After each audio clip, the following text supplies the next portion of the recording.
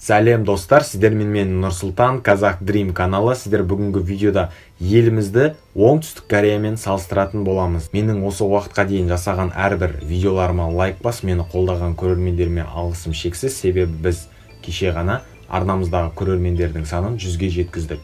Сіздерге осы үшін мың алғыс, және де менің осы жылға кішігірім мақсатым осы жылдың соңына дейін арнамыздағы көрермендердің санын 10 мыңға дейін жеткізу. Сол себептен маған жазылып, лайк басып, комментарий жазып, колокольчикті басуды ұмытпаңыздар. Бүгінгі видеода елімізді Оңтүстік Кореямен салыстыратын боламыз. Неге? Себебі маған бір көрерменіміз дәл осылай жазыпты. Ендеше бұл рубрика барлығыңызға ұнайды деген ойдамын. Екі мемлекетті салыстыратын боламыз.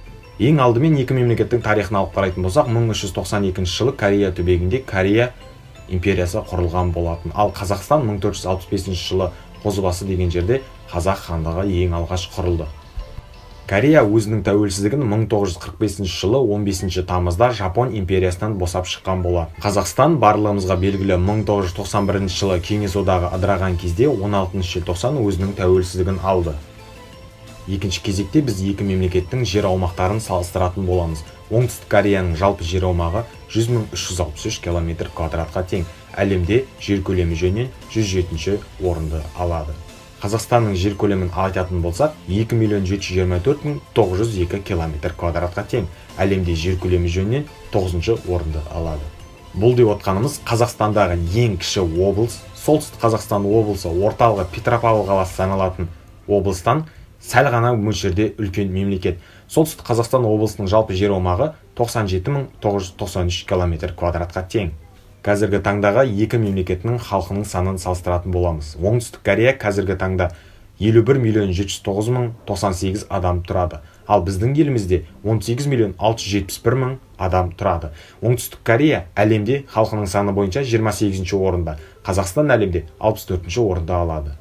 Елімізді Оңтүстік Корея мемлекетімен байланыстыратын тағы бір қызық факт бар. Ол әрине екі мемлекеттің бұрынғы астаналары.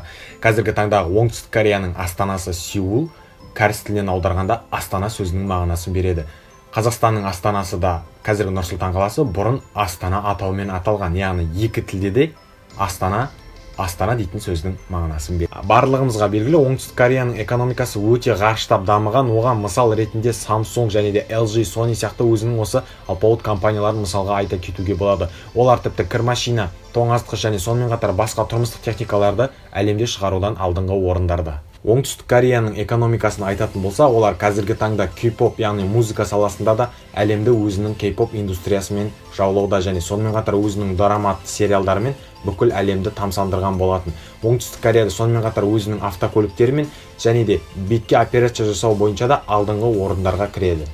Еліміз Оңтүстік Кореямен салыстырған кезде әрине даму жөнінен артта, себебі Оңтүстік Корея 1945 жылы өзінің тәуелсіздігін алған мемлекет, ал Қазақстан 1991 жылы өзінің тәуелсіздігін алды. Және екі мемлекеттің жер аумағын салыстыратын болсақ, біздің жерімізде көптеген Корея сыйып кетуші еді.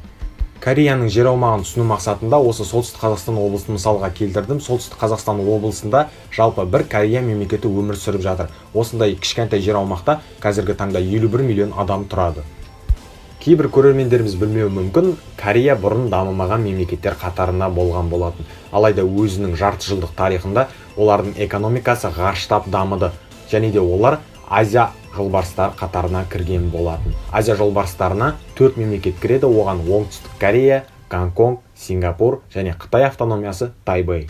Корея туралы өте қызықты мәлімет айта кетейін. Корея басшысы бұрын Корея мемлекеті дамымай тұрған кезінде кәрістерге бір сұрақ қойыпты. Тауық ақылды ма, әлде кәріс ақылды ма деген кезде барлығы кәріс деп жауап беріпті. Сонда Корея басшысы, онда біз тауықтан да ерте тұрып жұмыс жасау керекпіз. Біз сонда дамыған мемлекеттер қатарына кіреміз деген екен. Мен алдыңғы видеоларымда айтқанымдай, Оңтүстік Кореяның одақтасы ол әрине Америка құрама штаттары. Сіздер білу керексіздер, бұрын Корея бір мемлекет болған. Алайда екінші дүниежүзілік соғыстан кейін КСР мен ақш тарапындағы болған бәсекелестіктен Корея екіге бөлінді. Қазіргі таңда Солтүстік Корея және де Оңтүстік Корея болып екіге бөлінген. Тіпті екі Кореяның жер аумақтарын қосатын болсақ та, олардың жер көлемі Қазақстандағы Алматы облысынан кіші. Екі Кореяның жалпы жер көлемін қосатын болсақ, бізде 219.140 километрді құрайды. Бұл деп отқанымыз екі мемлекеттің қосындысы. Қазіргі таңда кәрістер осы мемлекетте тұрып жатыр. Біздің мемлекетпен осы екі мемлекетті салыстыратын болсақ, тіпті бұл екі мемлекеттің жер қосындысы Алматы облысынан кіші. Алматы облысының жалпы жер көлемі 223.911 км квадратқа тең. Еліміздің оңтүстік Корея сияқты болғанын қаласаңыздар, осы видеоға лайк басып, мені қолдап кетсеңіздер, себебі бұл қазақша арнаның, қазақша ютубтың дамуына үлкен әсерін қосады. Сіздерге видео ұнады деген ойдамын. Видео ұнаса лайк басыңыздар, комментарий жазыңыздар, арнамызға тіркеліңіздер, колокольчикті міндетті түрде басып қойыңыздар. Сіздермен болған мен Нұрсұлтан, Казак Дрим каналы. Қош сау болыңыздар.